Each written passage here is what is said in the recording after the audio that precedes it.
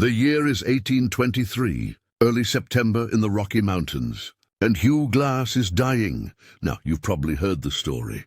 The grizzly bear attack, the abandonment by his companions, the legendary crawl across 200 miles of wilderness. It's become American mythology.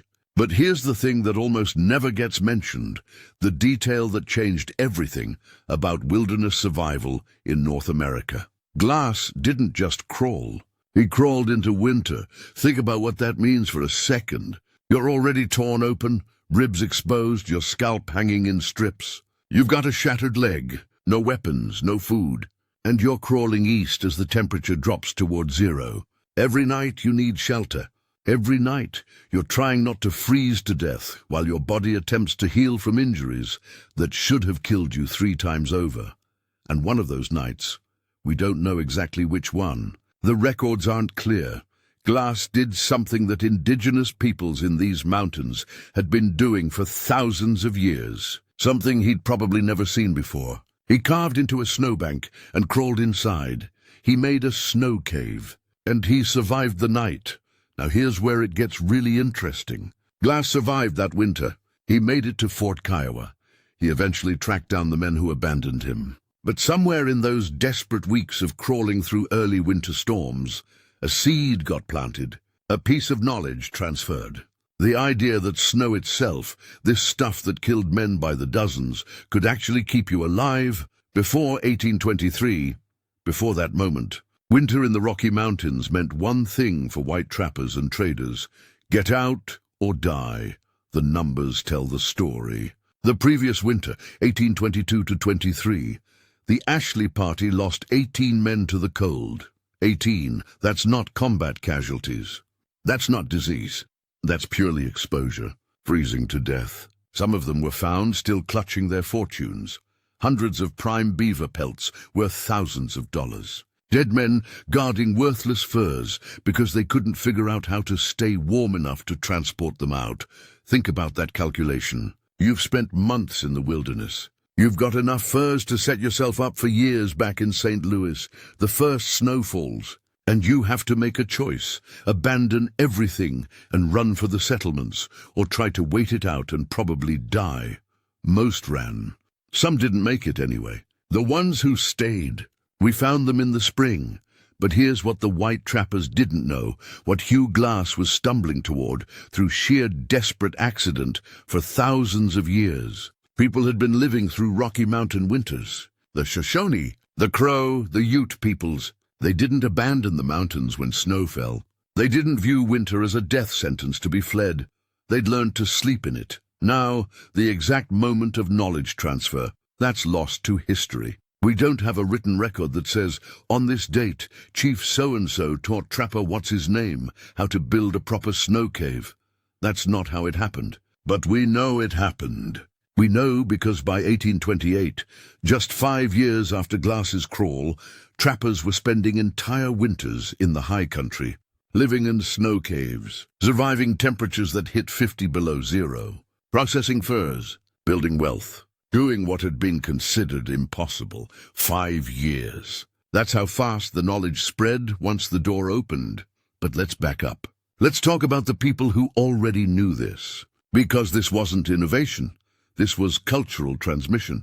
The Shoshone bands that moved through the Wind River Range, they'd been reading snow conditions for generations. They knew that certain types of snow packed better for construction. They knew that you built your entrance lower than your sleeping platform, so cold air would sink away from you. They knew about ventilation, that you needed it but not too much. Too little and you suffocated. Too much and you froze. They knew that snow caves could save your life, but they could also kill you if you didn't build them right. And this knowledge, it was sacred. I don't mean that metaphorically. There were ceremonies around it. At places like Chief Mountain on the modern Montana-Alberta border, tribal elders would take young hunters out for their first winter survival training. They'd teach them to read the moon's reflection off different types of snow. Hardpack versus powder. Old snow versus fresh. Safe building sites versus avalanche zones. These weren't just practical lessons. They were spiritual initiations. Because sleeping in a snow cave meant trusting your life to winter itself. It meant going into the earth during the dead season and emerging alive in spring. Death and rebirth. The cycle of seasons made physical, so when the first mountain men learned these techniques, they weren't just learning how to stay warm. They were receiving knowledge that had been refined through countless generations. Knowledge paid for with lives, the deaths of men who built caves wrong, who picked bad sites, who didn't understand the rules. Now here's where the story gets complicated. Because these knowledge transfers, they didn't all happen peacefully, some did. There are records of Crow women marrying into trapper parties and teaching their husbands winter survival. Beautiful story of cultural exchange. Two peoples coming together, sharing wisdom. But some of these transfers, they happened at gunpoint, or they happened after battles, or they happened when a desperate trapper stumbled into a native winter camp and had to negotiate for his life with the only currency he had, labor. Service, sometimes just the promise to leave peacefully in spring, and some happened through observation from a distance. A trapper following a Shoshone band, watching from the tree line, trying to memorize the technique before he got caught spying on what was essentially classified survival information. Because here's the thing about survival knowledge in the 1820s. Rockies, it was power. Pure power. If you knew how to winter in the mountains, you could trap when no one else could. You could access areas that were completely unreachable to your competitors. You could build wealth while everyone else was sitting in settlements, waiting for spring. Knowledge was currency. Knowledge was competitive advantage. Knowledge meant the difference between profit and poverty, between life and death. The early meetings between trappers seeking winter wisdom and native peoples who possessed it, we know some of them ended in friendship. Long-term relationships, marriages, cultural exchange that benefited everyone. But we also know some ended in bloodshed. Native hunters killed while protecting sacred knowledge.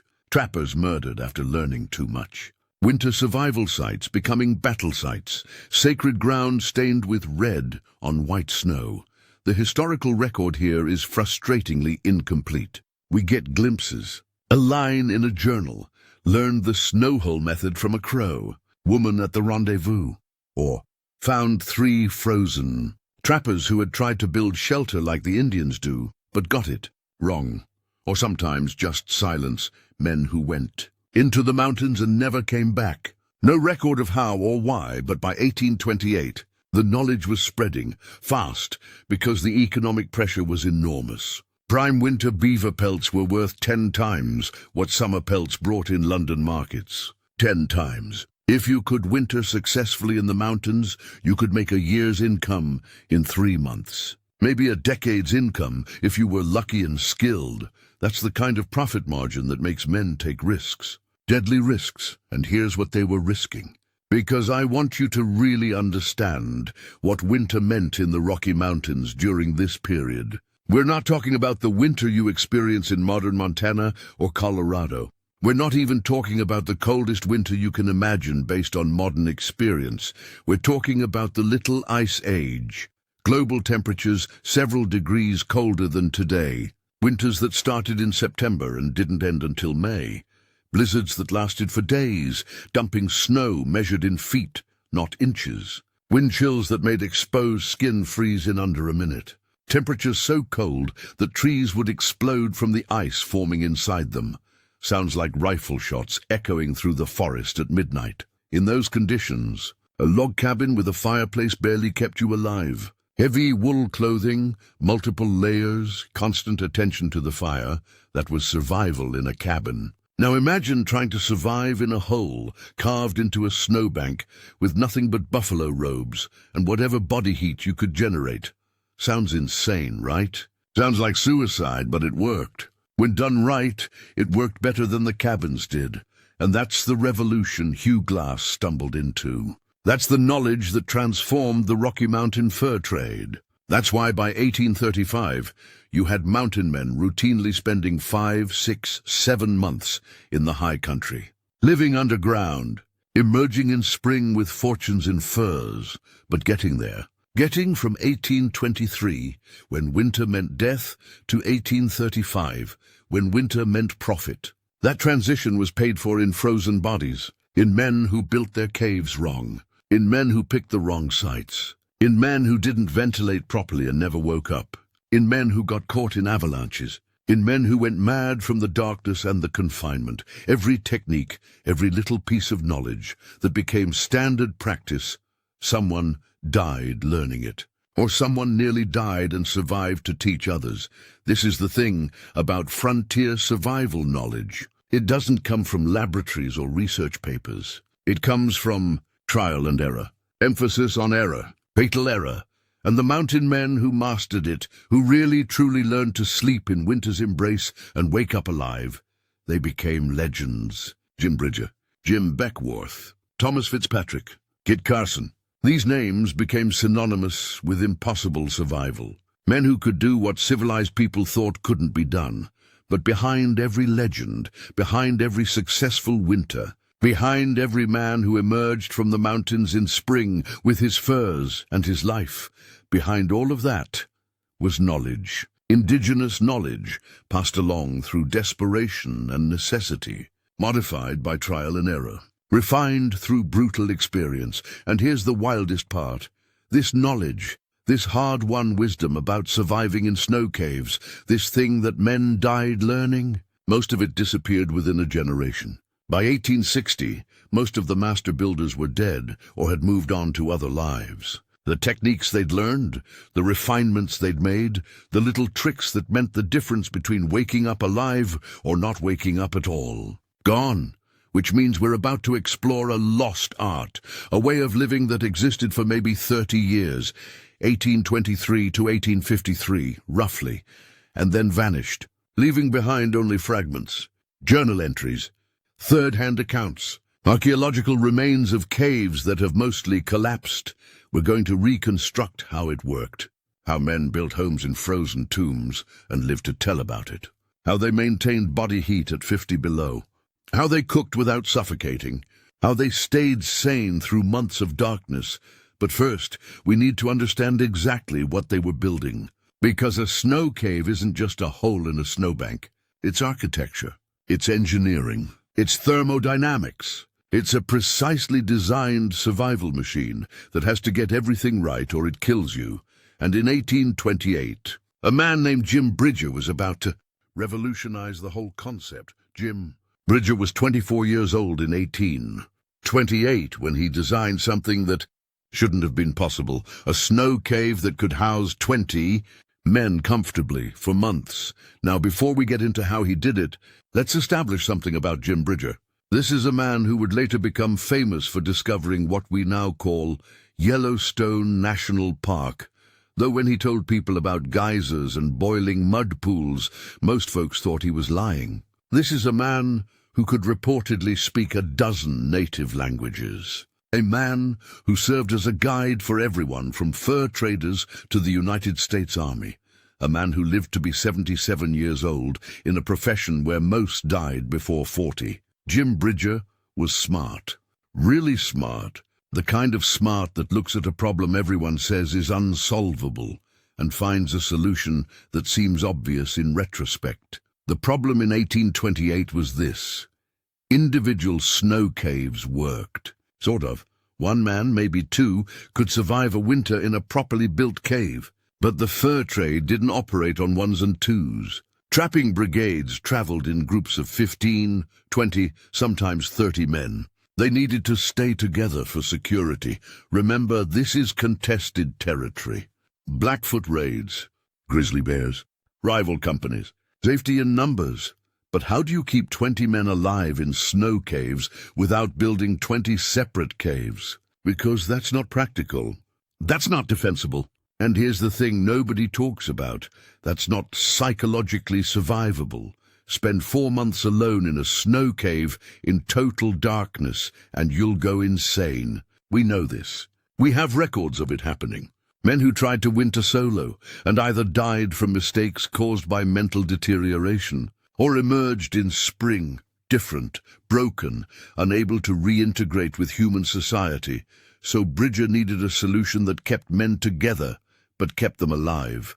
And what he came up with, and here's where we need to give credit to the international mix of knowledge he was drawing from was a multi-chamber system that combined techniques from three different traditions. The French-Canadian voyageurs had been working the northern fur trade for generations.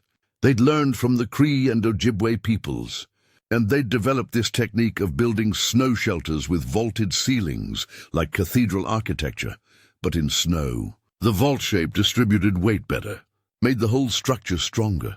The Anglo-American trappers, guys like Bridger himself, they were thinking about defense, about sightlines, about having multiple exits in case of attack or cave collapse.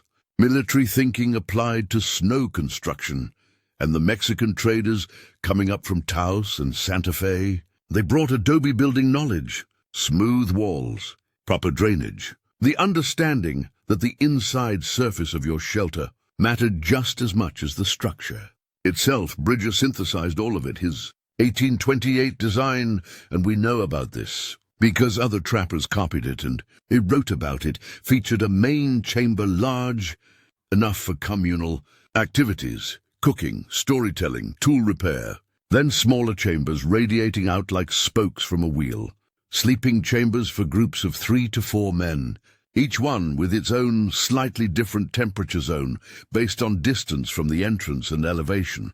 The whole complex could house a full brigade, 20 men, with enough storage space for furs, food supplies and ammunition. All of it invisible from the surface unless you knew exactly what you were looking for. Think about the engineering involved. You're not building with lumber and nails. You're not working with stone and mortar. You're carving architecture out of frozen water.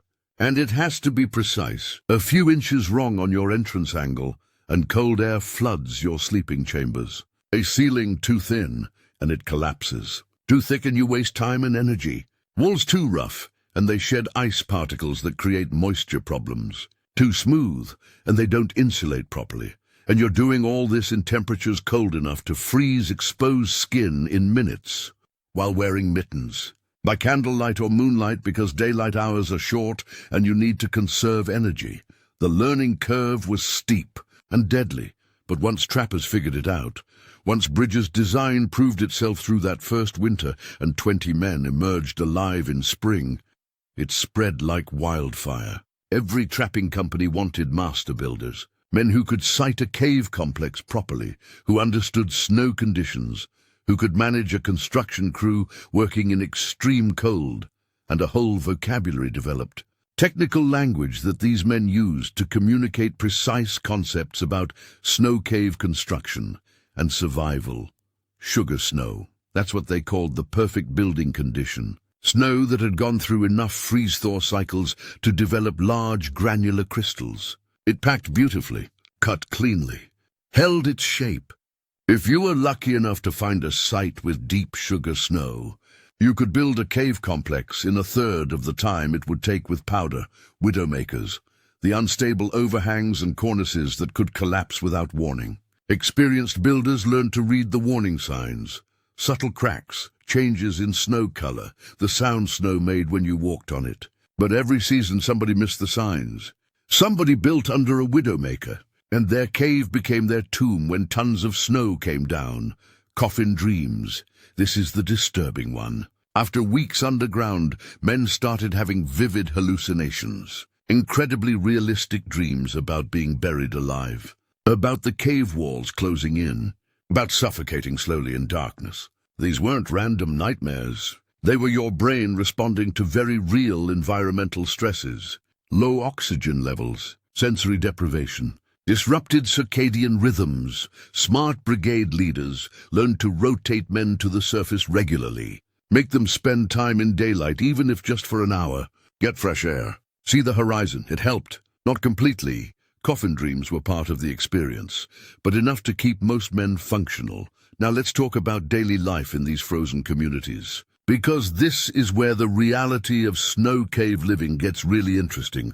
You wake up, and morning is a relative concept because in your sleeping chamber, it's always dark. No windows, no natural light. You orient yourself by the schedule the brigade leader sets. Maybe sunrise, maybe not. Depends on what needs doing. First thing every morning, ventilation check. This is critical.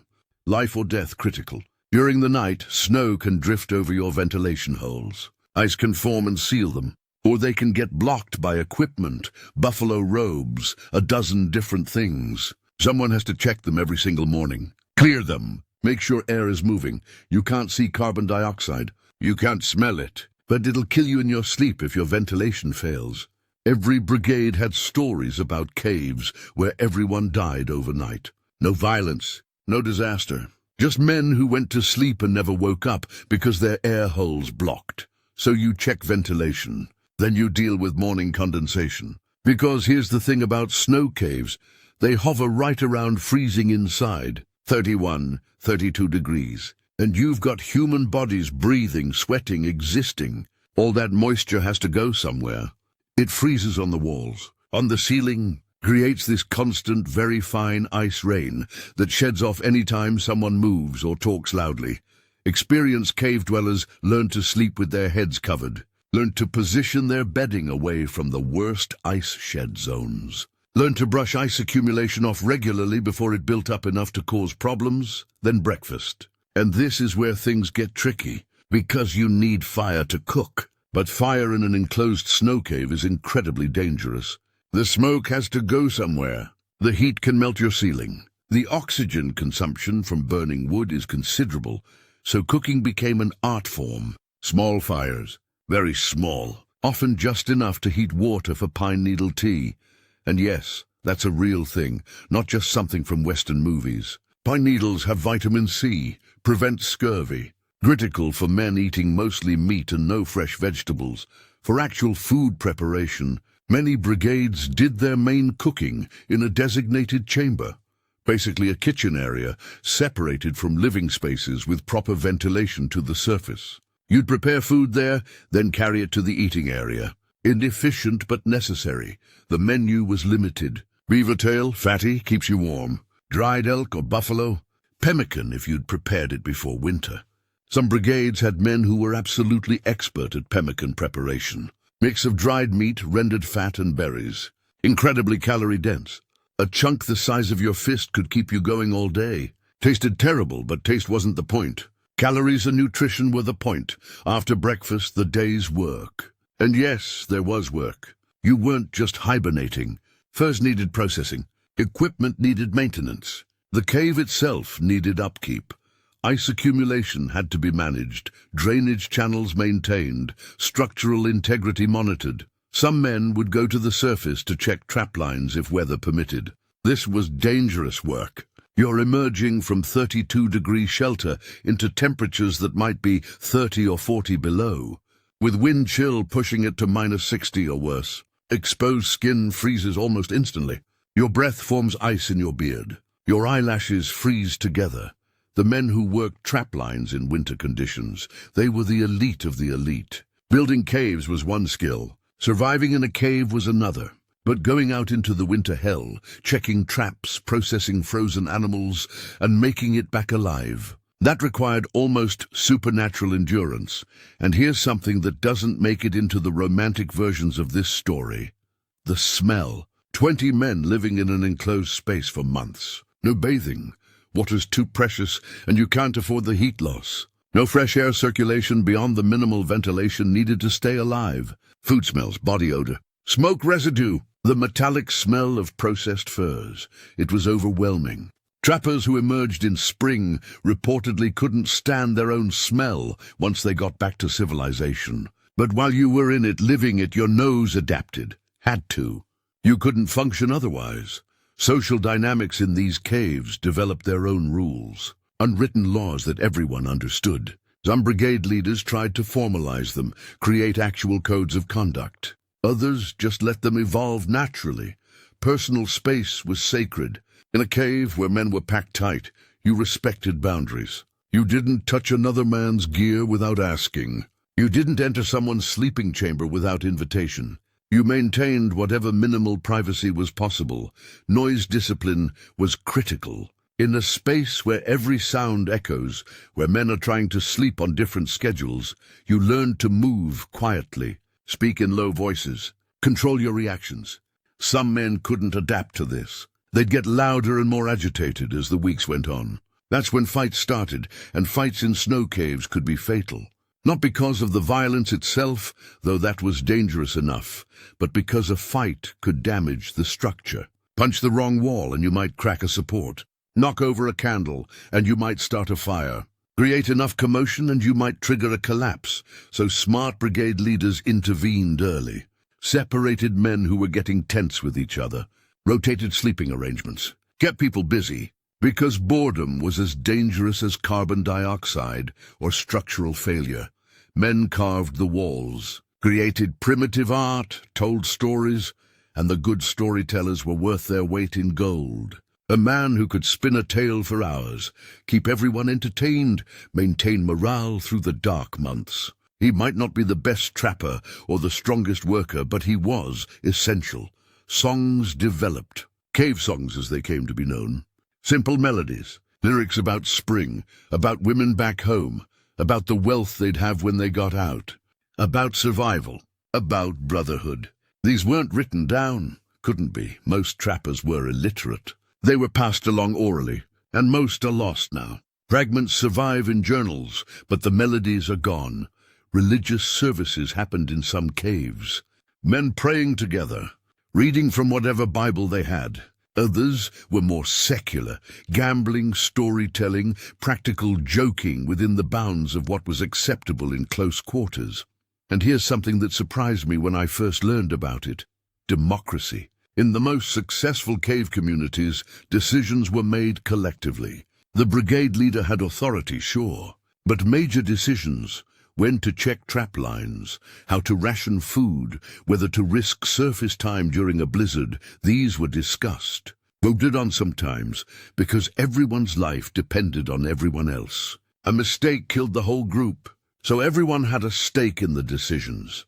The best descriptions we have of these cave communities compare them to ships. Naval discipline combined with forced intimacy. A crew that had to function perfectly or everyone died. And like ships, caves developed their own cultures, their own traditions, their own hierarchies based not on social class or education, but on competence and contribution. Your background didn't matter underground. Whether you were Virginia gentry or Missouri dirt farmer, whether you could read Latin or couldn't write your own name, none of that mattered. What mattered was whether you pulled your weight, whether you followed the rules. Whether you could be trusted with the lives of 19 other men. It was a brutal meritocracy, and it created bonds that lasted lifetimes. Men who wintered together in snow caves maintained those connections for decades. They'd seek each other out at rendezvous, write letters, show up to help each other years later when one fell on hard times, because they'd been through something most people literally couldn't imagine. They'd lived through months that would break ordinary men. They'd slept in graves and walked out alive. They'd mastered the living grave, but mastery came with a price. Physical toll, psychological scars, and something nobody expected. Political complications that would turn survival knowledge into a weapon, and that's where our story gets really dark. Here's a number that changes everything. 10 to 1. Prime winter beaver pelts fetch 10 times the price of summer pelts in London markets. Sometimes more. A summer pelt might bring you $2. That same animal trapped in January when its coat was at absolute peak thickness? $20. Maybe 25 if the quality was exceptional. Now multiply that by a successful winter season. A good trapper working summer conditions might take 50 pelts. That's $100. Decent money for 1830. But that same trapper, if he could survive winter in the high country, he might take 200 pelts. 300 if he was really skilled and really lucky. Do the math. That's $4,000. Maybe $6,000. In an era when a laborer made $200 a year. When you could buy a farm for $800, one winter could make you wealthy. 3 or 4 winters could make you rich by any standard of the time. That kind of money doesn't just motivate men. It transforms them, makes them willing to risk things no sane person would risk. Makes them ruthless, makes them dangerous, and it made survival knowledge, the techniques for building snow caves, for living through Rocky Mountain winters, incredibly valuable. Not just personally valuable, commercially valuable, strategically valuable. This is where our story stops being about individual survival and starts being about corporate warfare. By 1830, you had three major players in the Rocky Mountain fur trade. The Rocky Mountain Fur Company, that was Bridger's outfit, along with Thomas Fitzpatrick, Milton Sublette, and several others. American Company, based out of St. Louis, known for aggressive expansion and innovation. Then you had the American Fur Company, John Jacob Astor's empire. Massive capital, political connections, ruthless business practices. They dominated the Great Lakes fur trade and wanted the Rockies too. And finally, Hudson's Bay Company, British, operating out of Canada. They'd been in the fur business for over 150 years, longer than the United States had existed as a nation. They had institutional knowledge, established supply lines, and a very proprietary attitude about their territory. All three companies understood the same basic truth. Whoever could trap effectively in winter had an insurmountable advantage. Summer trappers competed with each other, sure, but they were all limited by the same seasonal constraints. Winter changed everything, so winter survival techniques became trade secrets, proprietary information, the kind of knowledge you guarded carefully and shared only with your own men, and that led to espionage. Industrial espionage is usually something we associate with modern corporations. Tech companies stealing each other's designs, pharmaceutical firms trying to obtain competitors' formulas. But it was happening in the 1830s Rocky Mountains, happening with a roughness and violence that would make modern corporate raiders look civilized. Hudson's Bay Company sent men to infiltrate American trapping brigades. These weren't spies in the traditional sense. They were experienced trappers who signed on with American companies specifically to learn winter cave techniques, then return north with that knowledge. Some got caught. And when you got caught committing corporate espionage in the wilderness in 1832, there was no law enforcement to appeal to. No courts, no lawyers. Justice was immediate and brutal. We have records of suspected spies being driven out into winter storms without equipment, left to die. We have accounts of men who asked too many questions about cave construction being found frozen in their bedrolls, and everyone in the brigade knowing it wasn't an accident. But nobody's saying anything. The American companies did the same thing. Rocky Mountain Fur Company tried repeatedly to steal Hudson's Bay Company's northern winter techniques, because the British had their own variations, learned from different native tribes, adapted to different terrain, and the competition got violent. Winter of 1832, Henry's Fork of the Snake River. This is in what's now eastern Idaho. Beautiful country, brutal country. And in January 1832, it became a battlefield. Two brigades met there unexpectedly. Rocky Mountain Fur Company, Bridger's men, about 20 trappers, and an American Fur Company brigade under a man named William Vanderburg, maybe 25 men. Now, under normal circumstances, brigades might trade information, share supplies, maybe even winter together. But these weren't normal circumstances. These were rival companies. And both brigades had been working the same trap lines. Both had invested in winter operations. Both needed exclusive access to the best trapping grounds to make their winter gamble pay off. And both had invested everything in snow cave infrastructure. Weeks of construction. Supplies cached. Food stored. Furs already processed and waiting for spring transport. What happened next? We have 3 different accounts of it, and they don't entirely agree on details. But they agree on the basics. A standoff. 20 men facing 25 men. Both sides armed. Both sides desperate. Both sides knowing that whoever controlled this territory would have an exclusive monopoly on the best winter trapping in the region. Someone fired first. Accounts differ on who. Probably doesn't matter. Once the first shot cracked across the frozen air, the outcome was inevitable. It wasn't a battle in any traditional sense. More like a chess game with bullets. Because both sides understood the same thing. Out here, in these conditions, casualties weren't just men killed in fighting. They were men who couldn't work. Men who needed care. Men who consumed supplies without contributing. Every casualty was a drain on your brigade's survival capacity. Kill too many of the enemy and you might win the You battle, but lose the winter because you've burned through ammunition and medical supplies. So the fighting was cautious, psychological, both sides maneuvering for position, trying to force the other to withdraw without committing to a full engagement. It lasted 3 days. 3 days of intermittent shooting, of threats shouted across frozen ground, of nighttime raids on each other's caches, of men freezing at sniper positions. And then the weather decided it. A blizzard moved in. Visibility dropped to nothing. Temperatures plunged to levels that made fighting impossible. Both sides had to retreat to their caves or die. When the storm cleared 5 days later, Vandenberg's brigade was gone, pulled out, abandoned their caves and headed for lower elevations.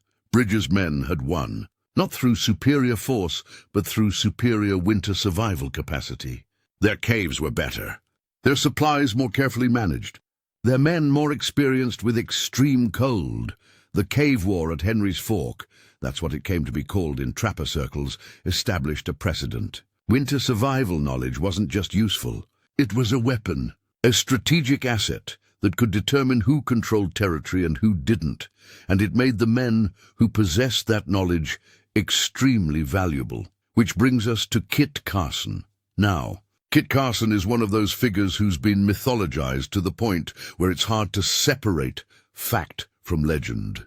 But here's something that's documented and verifiable. Between 1832 and 1835, Kit Carson worked as a winter survival consultant. Basically a free agent who sold his cave-building knowledge to the highest bidder.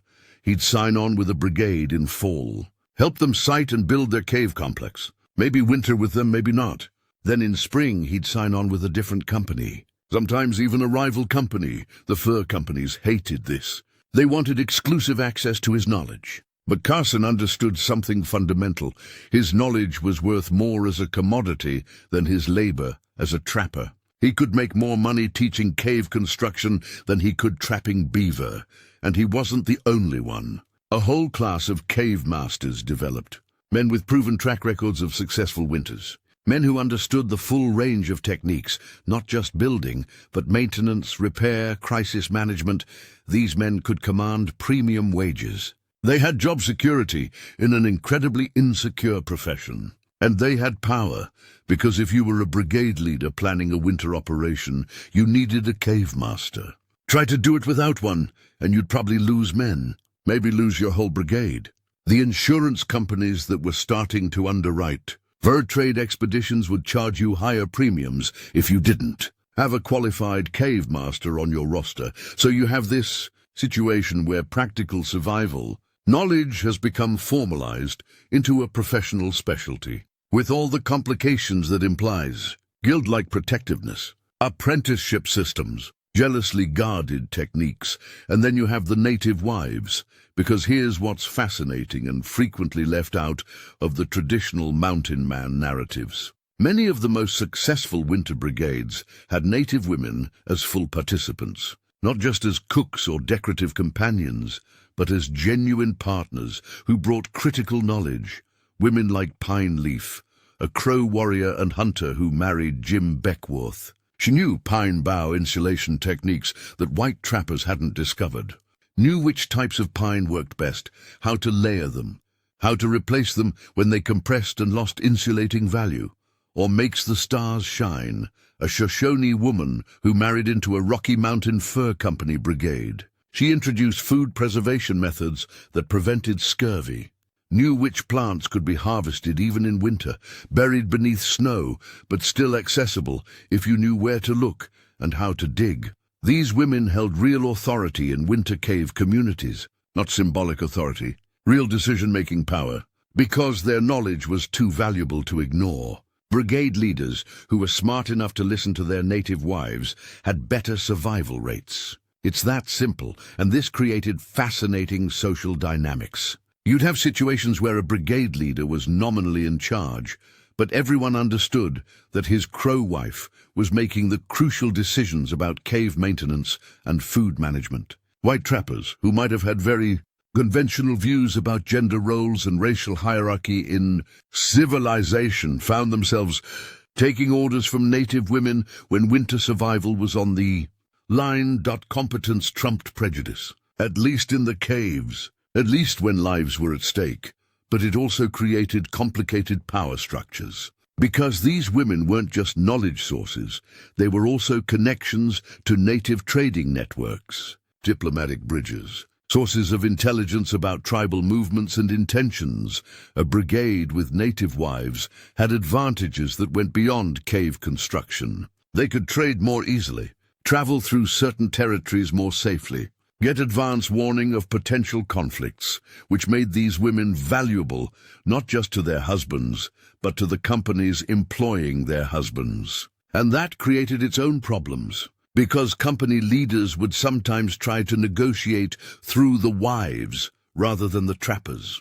Or they'd try to retain the wives' services, even if the trapper wanted to leave the company. Records from Hudson's Bay. Companies show explicit discussions of retaining valuable native consultants, meaning women, through financial incentives offered separately from their husbands' wages, essentially trying to create loyalty that bypassed the marital relationship. Some women navigated this brilliantly, used their position to benefit themselves, their families, and their tribes, became power brokers in their own right. Others got caught in impossible situations. Competing loyalties, pressure from their tribes, their husbands, and the companies employing their husbands. Records hint at tragedies, women who died by suicide, who disappeared, who returned to their tribes and refused to speak about their time with trappers. The gender dynamics of winter cave communities deserve their own complete study. What we have are fragments, glimpses, enough to know that the traditional narrative, brave mountain men conquering the wilderness, is incomplete at best, but not enough to fully reconstruct the women's experiences. What we do know is that by 1835, the power structures in the Rocky Mountain fur trade had become incredibly complex. You had corporate hierarchies trying to control knowledge and territory, free agents selling expertise to the highest bidder, native women holding crucial information and using it to negotiate better positions for themselves and their families, tribal politics intersecting with corporate strategy, and overarching everything, the brutal economic reality that winter pelts were worth fortunes and men would kill for them. The winter of 1836 crystallized all of this. That's when the American Fur Company made its big move, hired away multiple cave masters from competitors, launched an aggressive winter operation designed to flood the market and drive down pelt prices. Classic monopoly strategy. Take losses in the short term to eliminate competition. It nearly worked. Several smaller operations went bankrupt. Rocky Mountain Fur Company was bleeding money. Hudson's Bay Company retreated north, conceding American territory. But the cost was extraordinary. American Fur Company lost over 30% of their winter brigades. Caves collapsed. Men froze. Entire parties disappeared and were found dead in spring because they'd scaled up too fast, hired too many inexperienced men, relied too heavily on cave masters who didn't have enough apprentices to manage multiple sites, pushed into marginal territories where cave construction was more difficult and more dangerous. The survivors learned a brutal lesson. Knowledge about winter survival couldn't be mass-produced. It couldn't be bought in bulk. It required experience that could only be gained slowly, paid for with frostbite and near-death experiences and winters spent sleeping in frozen graves. You couldn't shortcut mastery, and trying to do so killed men. By 1838, the cave wars were mostly over, not because anyone won, but because the beaver population crashed.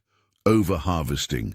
The same thing that would eventually end the entire Rocky Mountain fur trade. But for about a decade, 1828 to 1838, winter survival knowledge in the Rockies was one of the most valuable commodities in North America. Men fought over it, spied for it, died protecting it and died trying to steal it, and underneath all the corporate intrigue and power struggles and violence, there was still the fundamental reality.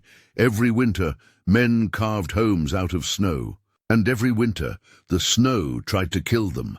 The physics and engineering of survival, that's what we need to understand next. Because all the political maneuvering in the world doesn't matter if you can't answer one basic question. How do you sleep at 32 degrees and wake up alive? That's where our story goes next. Into the science of the frozen tomb. 31 degrees Fahrenheit, that's the magic number, the temperature that kept men alive when the world outside was trying to kill them. Inside a properly built snow cave, the temperature hovered right around 31 degrees. Sometimes 30, sometimes 32, but always in that narrow band just above freezing. Outside, -20, -40, -60 with wind chill on the worst nights. That's a temperature differential of 70 to 90 degrees, achieved with no fire, no heating system, nothing but snow and air and the careful application of principles that most of these mountain men couldn't have explained scientifically, but understood perfectly through brutal experience. Now here's the thing that gets me. They figured this out through trial and error. Through men dying, through men almost dying and learning from the experience, through watching what worked and what didn't, and slowly, painfully, building up a body of knowledge that we would now call thermodynamics and materials science. They didn't have the vocabulary, couldn't tell you about R values or thermal conductivity or convection currents, but they knew, absolutely knew, that snow insulates. That air trapped in snow creates dead space that prevents heat transfer, that the crystalline structure of properly packed snow could mean the difference between life and death. Let's start with the most fundamental question. Why does snow keep you warm when snow is cold? The answer is air. Snow is mostly air. Depending on the type of snow, it can be as much as 90 to 95% air trapped between ice crystals. And air is an excellent insulator. It doesn't conduct heat well at all. So when you build a snow cave, you're essentially building an air-filled insulation barrier between yourself and the deadly cold outside. The snow itself isn't warming you. Your own body heat is warming the small space inside the cave. The snow is just preventing that heat from escaping. The mountain men learned this the hard way. Early attempts at snow caves often failed because men tried to make them too large, big chambers that felt spacious and comfortable. But volume is your enemy in a snow cave. The more space you have, the more air your body has to heat, and the human body at rest only produces about 100 watts of heat. That's like a bright incandescent light bulb. Try heating a room with a 100-watt bulb. Doesn't work, right? But heat a small, well-insulated space with 100 watts. That works. That keeps you alive. So successful cave builders learn to make chambers just large enough for their purpose. Sleeping chambers barely taller than a sitting man. Just wide enough for sleeping platforms. Communal areas sized for the number of people who needed to use them, no bigger. Every cubic foot of unnecessary space was heat you couldn't afford to lose. Then there's the entrance design. And this is where you see the genius of men who couldn't tell you what they were doing in scientific terms, but understood it perfectly in practical ones. The entrance to a snow cave had to be lower than the sleeping platform. Always, no exceptions. This wasn't aesthetic. This was physics. Cold air is denser than warm air. It sinks. So if your entrance is below your sleeping area, the cold air flows down and out. It creates a cold trap. The warmest air in your cave, the air warmed by your body, stays up high where you're sleeping. The coldest air pools at the entrance and flows out into the night. It's a passive temperature control system. No moving parts, no energy required, just gravity and density differences doing their work. Mountain men called this making the cave breathe, and they were right. It was like respiration, cold in at the bottom, warm out at the top through ventilation holes. Which brings us to ventilation, the thing that killed more men than anything else except stupidity and bad luck. You need oxygen, obviously. Breathing consumes oxygen and produces carbon dioxide. In a sealed space, carbon dioxide builds up, oxygen depletes, and you die. Quietly, peacefully, in your sleep, We have records of entire brigades found dead in spring with no signs of violence or struggle, just men who went to sleep and never woke up because their ventilation failed. Maybe a storm blocked the air holes. Maybe they sealed them too well trying to stay warm. Maybe ice buildup gradually restricted airflow until it wasn't enough. Carbon dioxide poisoning doesn't feel like suffocating. You don't gasp for air. You don't wake up panicking. You just get drowsy, confused, and then you're dead. So ventilation holes were critical. But here's the cruel joke. Ventilation holes also let heat escape. The bigger your ventilation, the more air exchange, the safer you are from carbon dioxide, and the colder your cave gets. Too much ventilation, and you freeze. Too little, and you suffocate.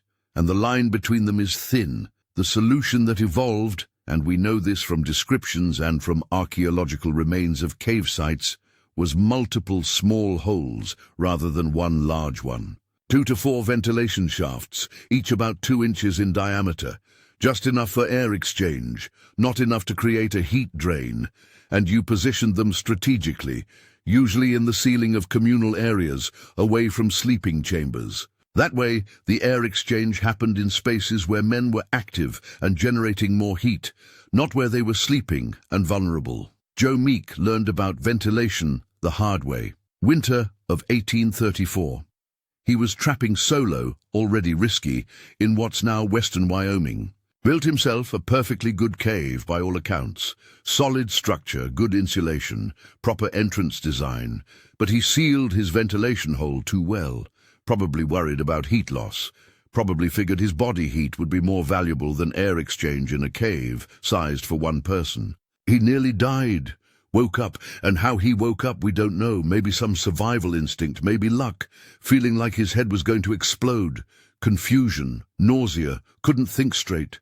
Managed to crawl to the entrance and get outside into fresh air. Spent the rest of that winter sleeping with his face near the entrance, where ventilation was guaranteed. Probably froze half the time, but at least he stayed conscious. He survived to tell the story, and his story probably saved lives, because Joe Meek was well known. When he told other trappers, "Don't seal your ventilation holes," they listened. That's how the knowledge spread. Through near-death experiences shared at rendezvous, through stories told around fires, through the accumulated wisdom of men who'd made mistakes and lived to warn others. Bill Sublette figured out convection currents, not in those terms. He didn't know that vocabulary, but he understood that warm air rises and cold air sinks, and he understood that you could use this to improve cave design. He started building caves with elevated sleeping platforms, not just a few inches above the entrance. That was standard, but genuinely elevated. 2, sometimes 3 feet above the main floor of the sleeping chamber. Other trappers thought he was wasting space, making construction harder for no reason. But Sublette's men consistently reported warmer sleeping conditions than other brigades. Why? Because that extra elevation put them above the layer of cold air that accumulated at floor level, the coldest air in the cave, the air that couldn't escape through the entrance, pooled at the bottom of each chamber. By sleeping well above that pool, Sublette's men stayed warmer. A few degrees warmer, maybe 5 degrees. But 5 degrees can mean the difference between shivering all night and sleeping soundly, between maintaining body temperature and slowly losing it over weeks until you're hypothermic. Small differences compound over time. That's another lesson learned through experience. Wall construction evolved too. Early caves had rough walls, just carved out with whatever tools were available. Knives, axes, makeshift shovels. Vast construction, but poor performance, because rough walls shed ice particles constantly. Every vibration, every voice, every movement would shake loose tiny ice crystals that would fall on everything below. Get in your food, in your bedding, melt from body heat and create moisture problems. Moisture is dangerous in cold environments. Wet clothing loses its insulating value. Wet sleeping robes can kill you. Everything had to stay dry. So cave builders learned to smooth the walls, ice glaze them, take the time to compress the snow surface, sometimes even melt it slightly with candle heat, and let it refreeze into a hard, smooth surface. This served two purposes. First, it stopped the ice shedding. Second, it made the walls stronger. Compressed glazed snow is much more resistant to collapse than loose snow. It can bear more weight. It's less susceptible to damage from temperature fluctuations. The best cave builders became artists at this. They'd create walls so smooth you could almost see your reflection. Structural beauty born from pure function. And then there's the question of cave collapse. Because snow isn't static, it compresses under its own weight. It undergoes temperature changes that cause expansion and contraction. It metamorphoses. The crystal structure actually changes over time as ice crystals. Sublimate and refreeze. A cave that's perfectly stable when you build it in November might be a death trap by February if you don't maintain it properly. Mountain. Men learn to read the warning signs. Slight cracks in walls or ceilings, usually not immediately dangerous, but requiring monitoring. Changes in the sound of the cave. Experienced builders could literally hear when something wasn't right. Shifts in where cold air flowed, indicating that the structure was changing, and they learned to reinforce. Carefully adding support structures, sometimes branches or poles, salvaged from lower elevations before winter. Sometimes just strategically placed compacted snow pillars. Thomas Fitzpatrick survived 3 cave collapses in a single winter. 1833, the apocalyptic volcanic winter we'll talk about later. Each time his cave came down, he rebuilt. Each time he rebuilt, he made changes based on what had failed. By his third attempt, he discovered the weight-bearing arch. Not the Roman architectural arch. He probably didn't know that existed, but the same principle. By shaping his ceiling in a gentle curve rather than flat, he distributed weight more evenly, made the structure inherently more stable. Other builders copied this. Within a few seasons, curved ceilings became standard practice. Another piece of knowledge paid for with near-death experience, tools evolved too. Because building a snow cave with standard trapping equipment, knives, hatchets, rifles, was inefficient and dangerous. So men started modifying tools specifically for cave construction. The most important was what they called the cave knife, larger than a standard belt knife but smaller than a sword. Wide blade, serrated edge on one side for rough cutting, smooth edge on the other for finishing work. These weren't manufactured. Each man made his own or had it made by a blacksmith when he got back to settlements. They were personal tools, prized possessions. A good cave knife, properly maintained, could last a career. These axes got modified too. Not the modern ice axes used by mountaineers. Those didn't exist yet. But trappers would forge specialized tools for chopping ice, breaking up hard-packed snow, creating ventilation holes. And the rifles, the Hawken rifles that most mountain men carried, those got cold weather modifications. Enlarged trigger guards, so you could fire with mittened hands. Special oils that wouldn't freeze. Waterproofing for the lock mechanism, because snow and moisture could make a rifle useless. A useless rifle in grizzly country or in hostile territory was a death sentence. So weapons maintenance in winter caves was as important as cave maintenance itself. The other critical tool was light. Because you're underground, in darkness. For months, candles were precious, made from rendered animal fat. Bear fat was preferred because it burned cleaner than beaver. But any animal fat would work. Men learned to make candles that burned slowly, efficiently, producing maximum light for minimum fuel consumption. Some brigades used oil lamps. Buffalo fat or bear fat rendered into oil, burned in a simple stone or metal lamp. More efficient than candles, but requiring more sophisticated equipment. And every brigade rationed light carefully. Too much light meant burning through your fat supplies. Run out of fat and you're in darkness. Complete darkness. For weeks or months until spring, the psychological impact of that darkness. We'll talk about that soon. But understand that every decision about light was a calculation. How much do we need to maintain sanity versus how much can we afford to consume? Most caves operated on strict light schedules. Candles or lamps during communal meals and evening social time. Darkness during sleeping hours and during the day when no work was happening inside. Your body learns to adapt. Your eyes become more sensitive. You learn to navigate by touch and memory.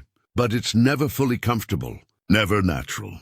Humans aren't meant to live like this, but they did it. They mastered the thermodynamics of snow caves through experience. They developed construction techniques through trial and error. They created tools and protocols and practices that let them survive in conditions that should have killed them. 31 degrees. That's what all of it achieved, that narrow band of temperature just above freezing. Cold enough that food wouldn't rot. Warm enough that human bodies could maintain core temperature with proper insulation. The difference between that and the -60 outside was knowledge. Pure knowledge. An understanding of heat and cold and air and snow that these men carried in their heads and hands, but could rarely articulate in words. And here's what strikes me most about this. They figured it out. Without formal education, without scientific instruments, without any of the tools we'd consider necessary for this kind of problem-solving, they just watched what worked, remembered what failed, shared information with each other, and slowly, collectively, built up a body of knowledge that let them do the impossible. But surviving physically was only half the battle, because snow caves didn't just challenge your body. They challenged your mind, your sanity, your fundamental sense of self, and that's where some of the darkest stories of mountain man winters begin. There's a journal entry from 1831, written by a trapper named Osborne Russell. He's describing a winter cave where a Crow woman named Pineleaf, a warrior and hunter in her own right, was teaching her husband Jim Beckworth and the rest of their brigade a technique for insulating sleeping platforms. Russell writes, "She showed us how to layer the pine boughs. Not just throw them down in a pile, but arrange them like shingles on a roof, each layer overlapping the one below, the needles all pointing the same direction. When finished, it was 3 times warmer than our previous bedding and used half the material. Then he adds something that stops you cold. Without her, half of us would have frozen by February. Not she was helpful, not she contributed, but without her, we would have died." That's the part of the story that gets lost, erased, overlooked in the myth-making about rugged individualist mountain men conquering the wilderness alone. They weren't alone. And the ones who survived? They survived because native women taught them how. Pineleaf wasn't an exception. She was one of many. Crow women, Shoshone women, Flathead women, Nez Perce women. Women who married into trapping brigades and brought with them knowledge that was thousands of years old. Knowledge that white trappers were just beginning to grasp through deadly trial and error. And here's what makes this fascinating and complicated.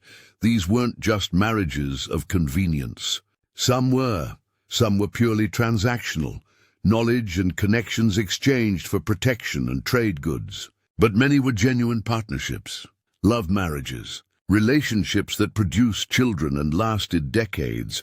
Take Makes the Stars Shine. Shoshone woman who married a French-Canadian trapper named Pierre Tevanitagon. We have multiple accounts of her from different trappers who wintered with their brigade. And what comes through in these accounts is authority. Real authority. She managed food supplies. Not just cooked, managed. She decided how much food could be consumed each day. When to ration more strictly. When men could have larger portions because they'd been working hard on the surface. And she was right. Consistently right. Her calculations kept the brigade fed through winters that starved other groups. She understood food preservation techniques that prevented scurvy, the vitamin C in rose hips, in certain pine needles, in roots that could be dug from beneath the snow. Scurvy was a death sentence in winter caves. Your gums swell and bleed. Your teeth fall out. Old wounds reopen. Your joints fill with fluid. And eventually your heart just stops. We have records of entire brigades dying from scurvy. Men who had plenty of food, plenty of meat, but no fresh vegetables, no vitamin C, no understanding of what their bodies needed. Makes the Stars Shine understood. And her knowledge saved lives. The brigade leader, a man named William Craig, was smart enough to defer to her judgment on food matters. Other trappers wrote about this with obvious discomfort. You can read it in their journals. They didn't like taking orders from a native woman. It violated every social assumption they'd brought from civilization, but they did it. Because not doing it meant dying, and that's the brutal meritocracy of winter caves again. Prejudice is a luxury you can't afford when survival is at stake.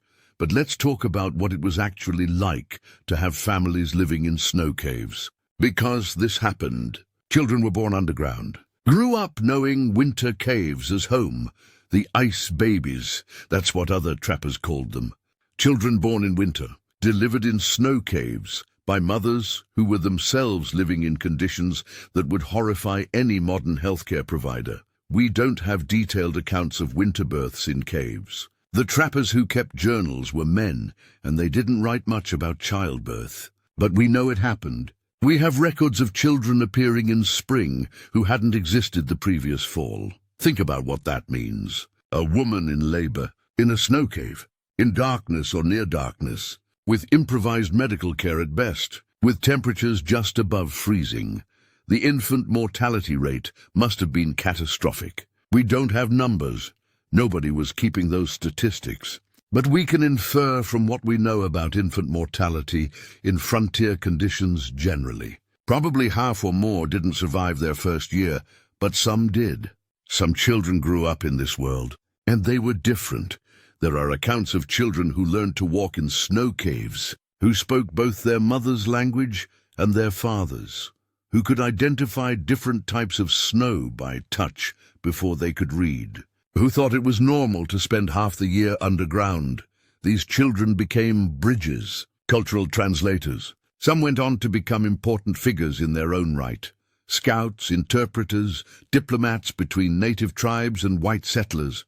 But childhood in snow caves came with trauma we can only imagine. The darkness, the confinement, the constant cold, the very real danger that the walls might collapse while you slept. Family arrangements in caves required careful management. Privacy was nearly impossible, but somehow necessary. Buffalo hide partitions became standard in caves where families lived. Designated sleeping areas where children could be somewhat separate from communal spaces and rules. So many unwritten rules about noise, about respecting family space, about what was appropriate behavior around children. Some brigades banned families from winter operations entirely. Too complicated, too risky, too many potential problems. Others embraced them. Recognized that families made men more stable, less likely to go mad from isolation, less likely to make stupid decisions born from depression and despair, and the women's presence changed the culture of caves. Songs and storytelling became more important. Decoration became a thing. Women would create ice carvings on walls, weave patterns with colored threads, make spaces more livable even when those spaces were frozen graves. The first cave songs we have records of came from brigades with families. Simple melodies, lyrics about spring, about home, about hope. Women teaching children songs that their mothers had taught them, creating oral tradition that maintained connection to culture and identity. Music in darkness. That's what kept some people sane, but not everyone stayed sane. Winter of 1835. Jackson Hole, a brigade of 18 men. No women, no families. Just men, and by February, 5 of them were having complete psychological breaks. The accounts from survivors describe what they called the screaming winter, men who would wake up in darkness, convinced the walls were closing in. Who would claw at the entrance trying to escape into blizzards? Who would attack other brigade members, accusing them of poisoning food or stealing supplies? Paranoia, hallucinations, violent outbursts. Complete dissociation from reality. The brigade leader tried to manage it, isolated the worst cases in separate chambers, assigned men to watch them constantly. But you can't provide psychiatric care in a snow cave in 1835. You can barely keep people physically alive. 2 of the 5 didn't make it to spring. One froze to death after escaping the cave during a psychotic episode. Another, and this is in multiple accounts, was killed by other brigade members after he attacked someone with a knife. The other 3 survived, emerged in spring, but they never trapped again, returned to settlements and lived out their lives as broken men. One ended up in what they called a madhouse, in St. Louis, mental institution. The other two just disappeared from records. This is the part nobody talks about when they romanticize mountain man life. The psychological cost, the mental health casualties. The men who came out of winter physically intact, but psychologically destroyed. And the worst part, nobody understood what was happening. They didn't have vocabulary for post-traumatic stress, didn't have concepts like seasonal affective disorder or sensory deprivation psychosis. They just knew that some men went bad in winter caves and never came back, even when their bodies survived. Brigades with families had lower rates of psychological breakdown. Not zero, it still happened, but lower. Something about the presence of children, about maintaining family routines, about having to stay functional for dependents. It helped. So did the women's management of social dynamics. They'd organize storytelling schedules, make sure men had tasks that kept them occupied, notice early warning signs of deterioration and intervene before it became critical. Makes the Stars Shine was famous for this. Other trappers wrote about how she could tell when someone was starting to crack. She'd pull them aside, get them talking, give them specific responsibilities that made them feel needed. Sometimes it worked, sometimes it didn't, but she tried. And here's something that surprised me when I first learned about it: therapy sessions. That's not what they called them, obviously, but that's what they were. In some brigades with native wives, women would organize what they called talking circles. Men sitting together in darkness, taking turns speaking about their fears, their memories of home, their hopes for spring. No judgment, no advice unless asked for, just listening. This was borrowed from native traditions. Council circles, talking stick ceremonies, ways of processing trauma and maintaining social cohesion that white culture didn't have equivalent systems for. Did it work? Sometimes. We have accounts of men crediting these circles with keeping them sane through winter. We also have accounts of men who participated and still broke down, but trying something was better than doing nothing. The tragedy of Pierre's Hole happened in winter of 1834. A trapping brigade with 7 families, 23 adults, 17 children. They'd built an excellent cave complex, had experienced builders, good supplies. Everything should have been fine. Then whooping cough swept through. It started with one child, then another. Within 2 weeks, all the children were sick, and in the confines of a snow cave, with poor ventilation because winter storms had forced them to partially seal air holes, with no medicine, with no way to isolate the sick. It spread like wildfire. 17 children in that cave complex. 9 survived to spring. 8 died, most of them between the ages of 2 and 6, parents watching helplessly as their children coughed themselves to death, unable to do anything, unable to escape because outside was -40, unable to get help because the nearest settlement was 200 miles away through impassable snow. The psychological impact on the parents, I can't even imagine. We have one account from a father who lost 2 children that winter. He wrote, "I dug their graves in the snow beside the cave. Not deep. The ground was frozen solid, just deep enough to cover them and keep the wolves away. Marked them with rocks. Promised them I'd come back in spring and do it proper. But I never did. Couldn't face it. That brigade disbanded after that winter. Men couldn't trap with each other anymore. The shared trauma was too much. Seeing each other meant remembering. Several of the couples divorced. Native women returning to their tribes. White trappers going back to settlements. The families that stayed together, and some did, they left the mountains entirely. Tried to build normal lives somewhere else, but here's the thing, they couldn't forget. You don't forget watching your children die in darkness while the walls close in and winter howls outside. This is the price that gets left out of the romantic narratives. The psychological cost, the family tragedies, the children who didn't make it, the marriages that broke under pressure. The women who held everything together until they couldn't anymore.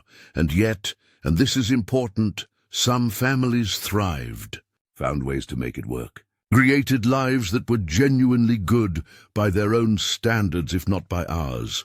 There are accounts of children who grew up loving winter, who learned to trap alongside their fathers, who carried on the tradition, who married and built their own families and passed on the knowledge. The ice babies who survived, some became the most skilled winter trappers of the next generation. They knew things other men had to learn through trial and error. They were comfortable in conditions that terrified newcomers, and many of them maintained strong connections to both their native heritage and their trapper heritage, bilingual, bicultural. All dead when a neighboring brigade found them in spring. The black snow had created ventilation problems nobody anticipated. The ash particles clogged ventilation holes faster than normal snow crystals would, and either the brigade didn't realize it was happening or couldn't fix it in the extreme conditions. They went to sleep one night and never woke up. The bodies were arranged normally. No signs of panic, no signs they even realized what was happening. Just men in their sleeping robes who stopped breathing sometime in the night. This led to new protocols about ventilation monitoring. Systems where men would take turns staying awake to check air holes every few hours. Backup ventilation shafts in case primary ones failed. Better understanding of the warning signs of carbon dioxide buildup. Headaches, confusion, drowsiness. More knowledge paid for in corpses, but Cache Valley taught another lesson too. The importance of community. The neighboring brigade that found the dead men, they'd been checking on them periodically through the winter. Visiting when storms broke, sharing supplies, maintaining contact. That's what saved the neighboring brigade. They had external accountability. Someone who would notice if they disappeared. Someone who would investigate if they stopped responding to signals. After Cache Valley, connected cave systems became more popular. Not just multiple chambers in one complex, but multiple complexes connected by tunnels. Sometimes different brigades would build close enough to tunnel between sites. Created redundancy. Created community. Created survival networks instead of isolated outposts. The tunneling technique itself evolved rapidly after 1833, because that winter proved that you needed to be able to move between shelters without going to the surface. Storms could last for weeks. Going outside could be fatal. But you needed access to multiple food caches, multiple sleeping areas, multiple escape routes, so men learned to tunnel through snow. Not easy work, not safe work. Snow tunnels could collapse as easily as cave ceilings. But the benefits outweighed the risks. By 1835, some cave complexes were elaborate affairs. Multiple chambers, connecting tunnels, ventilation networks that allowed airflow between different areas. Storage rooms, communal spaces, sleeping quarters, all of it hidden beneath the snow, invisible from the surface unless you knew exactly where to look.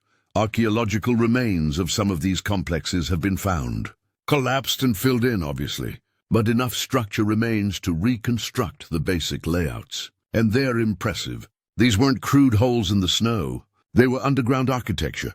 Engineered systems designed for long-term habitation in extreme conditions. The volcanic winter of 1833 accelerated innovation by years, maybe decades, because when half your community dies, when standard techniques fail catastrophically, you either adapt or you leave. And the men who stayed adapted, but adaptation came with psychological costs too.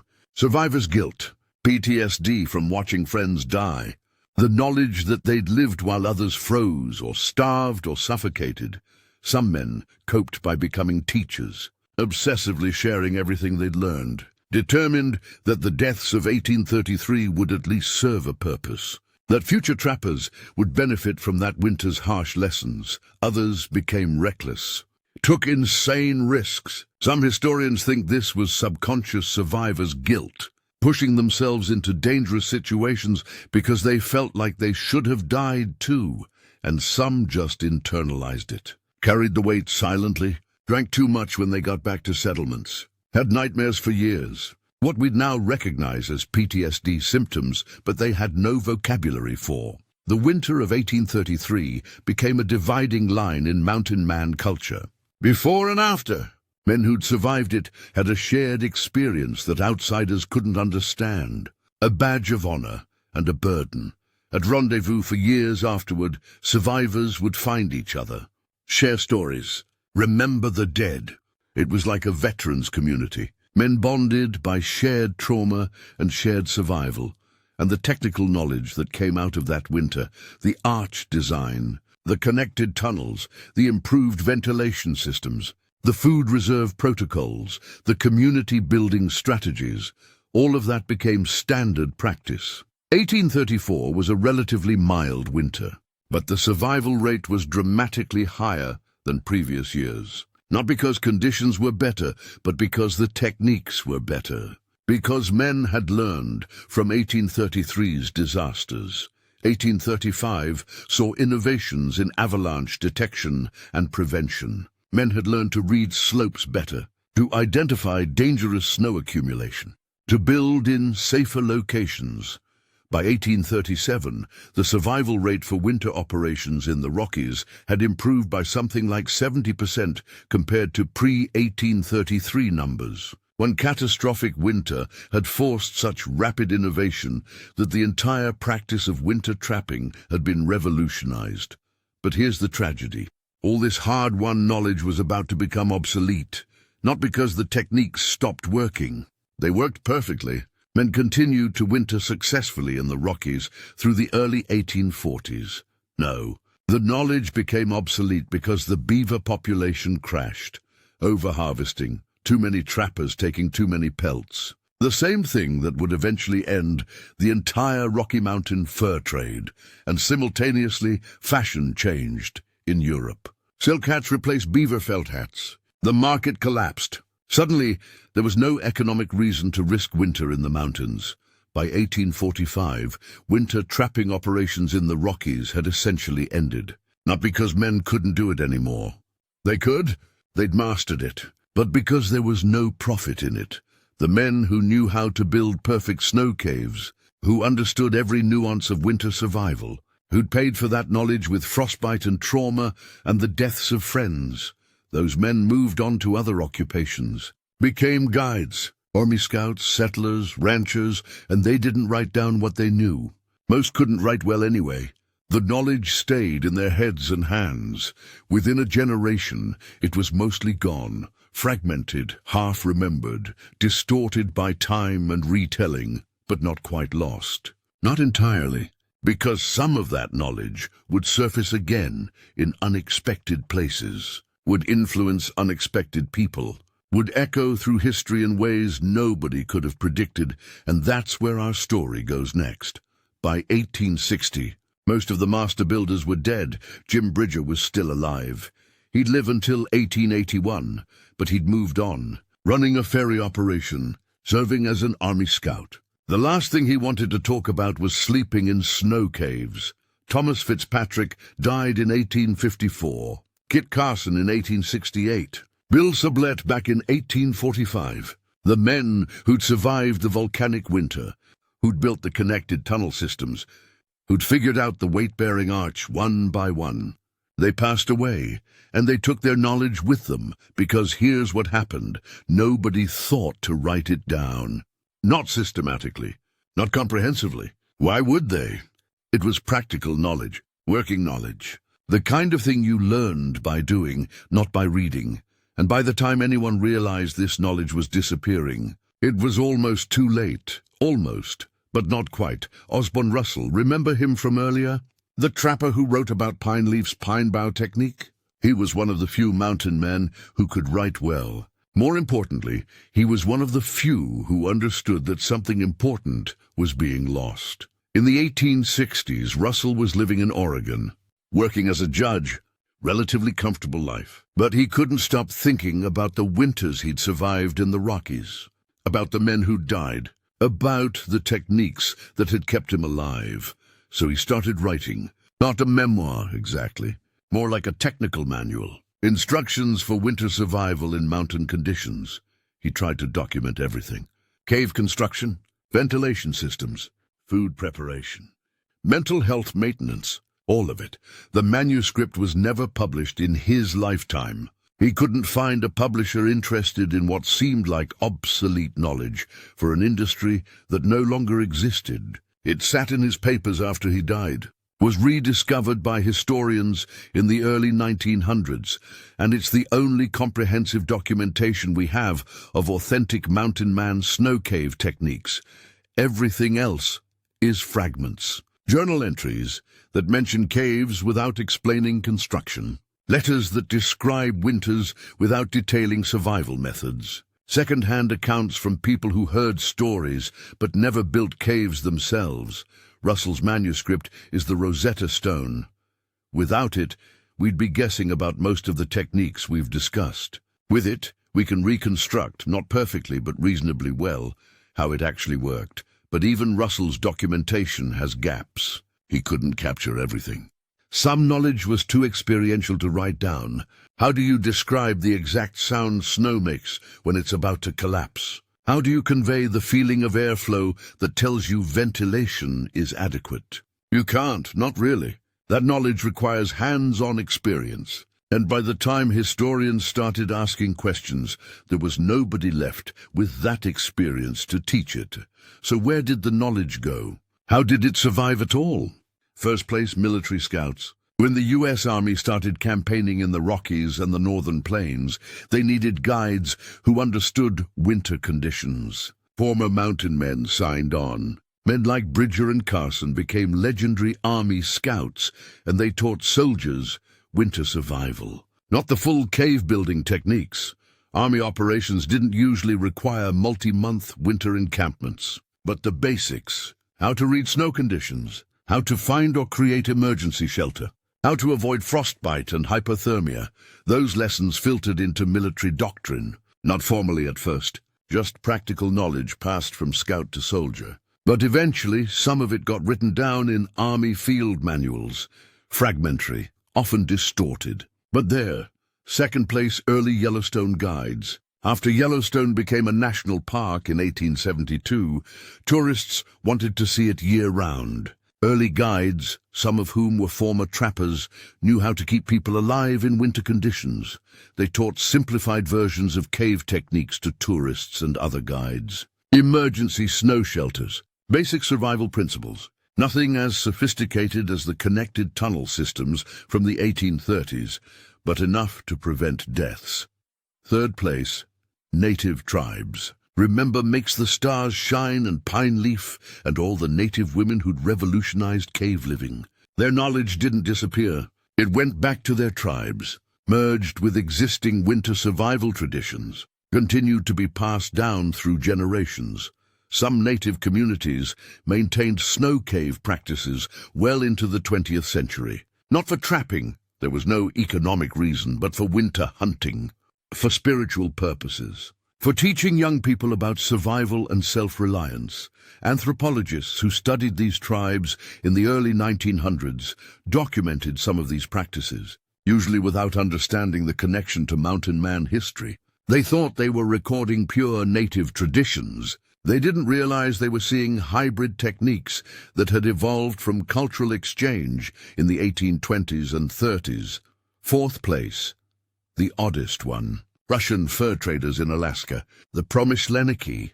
They'd been working the Pacific coast and Alaska since the 1700s, and there was knowledge transfer between Russian operations and American mountain men in the Pacific. Northwest, Russian winter survival techniques, evolved from completely different conditions and traditions, mixed with American mountain man techniques in places like Fort Vancouver and Astoria. Created hybrid approaches that neither culture had developed alone. When you look at Soviet-era Arctic survival manuals, the kind used by explorers and military units, you can see echoes, probably several degrees of separation from the original mountain man knowledge. But the DNA is there, so the knowledge survived. In fragments, in different places, transformed, adapted, often unrecognized for what it was, but mostly it was lost. And here's where the story takes a turn toward the present day. Modern Special Forces units train for Arctic and mountain warfare. Navy SEALs, Army Special Forces, Marine Corps Mountain Warfare Training Center. These units need to operate in extreme cold, need to survive when conventional shelter isn't available. And in the 1980s, someone at the Mountain Warfare Training Center found Osborne Russell's manuscript, recognized that it contained practical knowledge that had never been fully integrated into modern military doctrine. They started testing it, had instructors try to build caves using Russell's descriptions. Some techniques worked perfectly. Others needed modification for modern conditions or modern equipment. But the core principles, the thermodynamics, the architecture, the mental health protocols, all of it was sound. Today, if you go through military winter survival training, some of what you'll learn traces directly back to mountain men in the 1830s. The arch ceiling design, that's Fitzpatrick. The emphasis on ventilation monitoring, that's from the Cache Valley disaster. The connected shelter systems, that's post-volcanic winter innovation. Nobody in the military talks about this lineage. It's not part of the official narrative, but it's there, buried in the doctrine, influencing how we teach survival in extreme conditions. Extreme athletes discovered it independently. Mountain climbers, Arctic expeditions, ultra-endurance competitors, people who push themselves into conditions where modern technology isn't enough.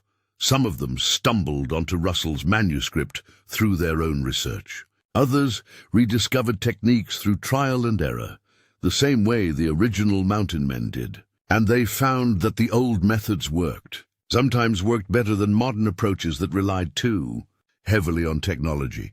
There's a small community of wilderness survival instructors who specifically teach historical winter survival techniques. They've reconstructed mountain man methods as accurately as possible. Run courses where students build and sleep in snow caves using period-appropriate tools and techniques. It's partly historical reenactment, partly practical skills training, and partly an attempt to preserve knowledge that came very close to vanishing entirely. Climate scientists have become interested too, for different reasons.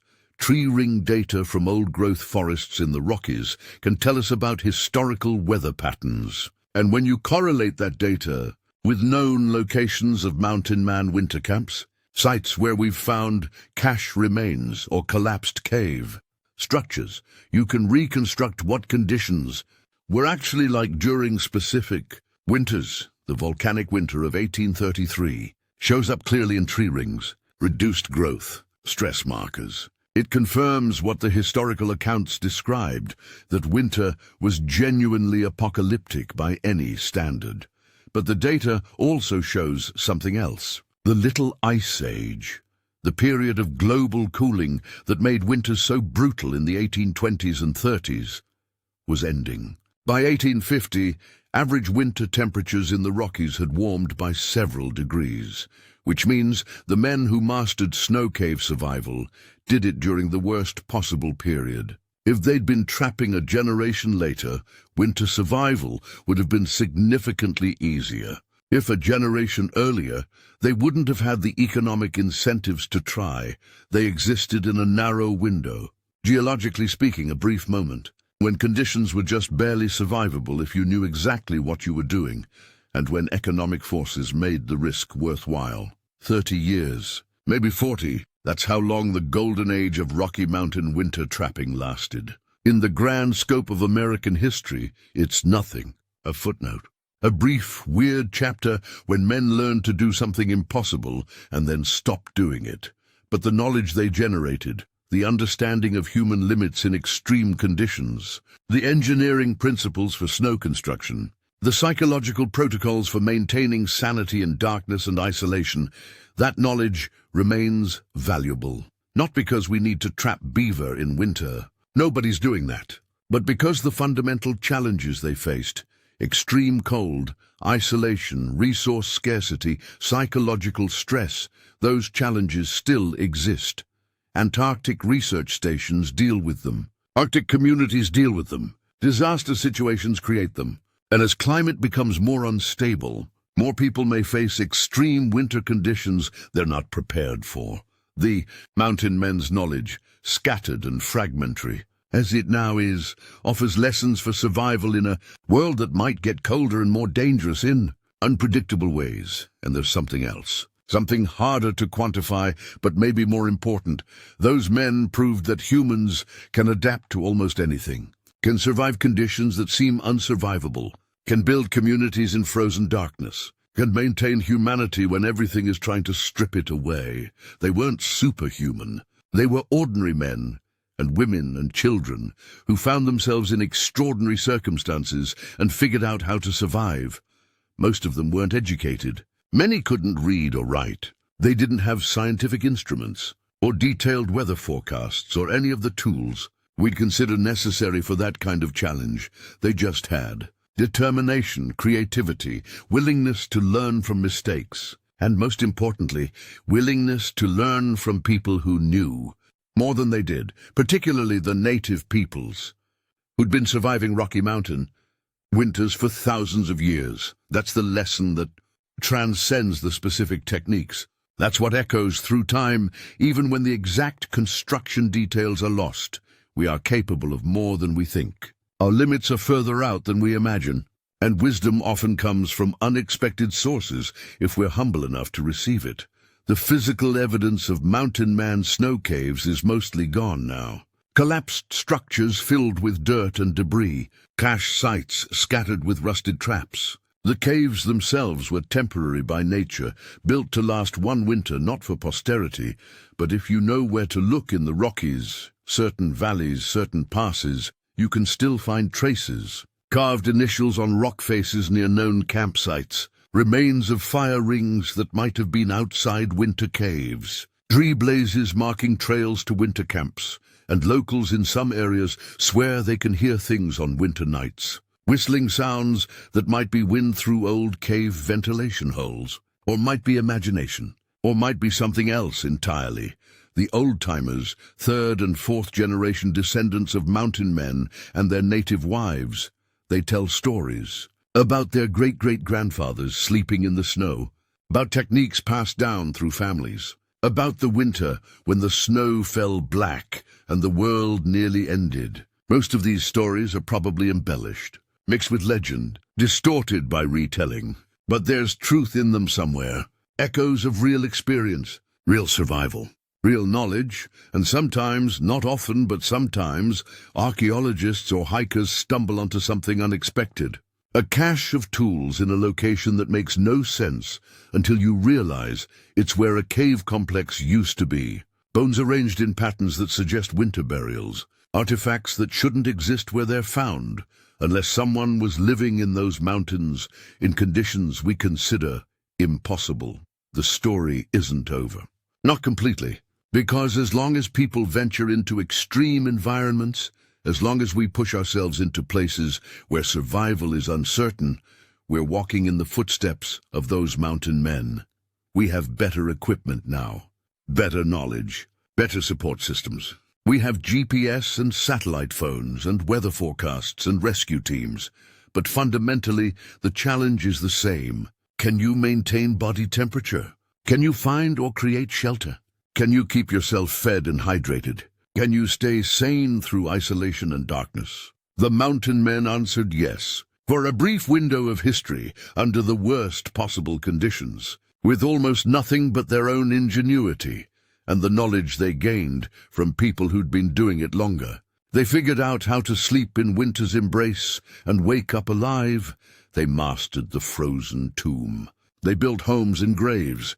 They made the impossible routine, and then they moved on, left it behind. Let the knowledge scatter and fade, but not entirely, never entirely.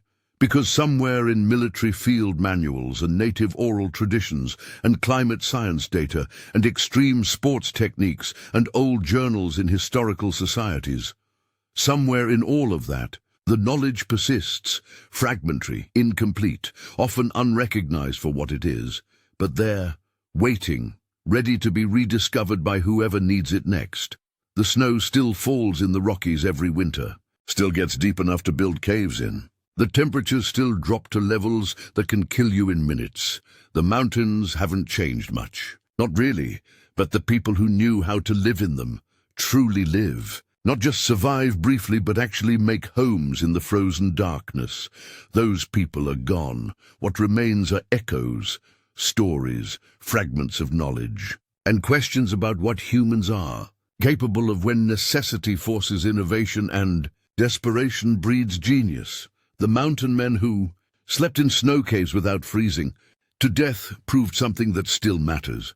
That our species is more adaptable than we give ourselves credit for. That wisdom comes from unexpected sources. That community and knowledge sharing make the impossible possible, and that sometimes the difference between living and dying comes down to whether you're willing to learn from the people who've already figured it out, even if they come from a different culture, a different background, a different world than yours. That lesson echoes through time.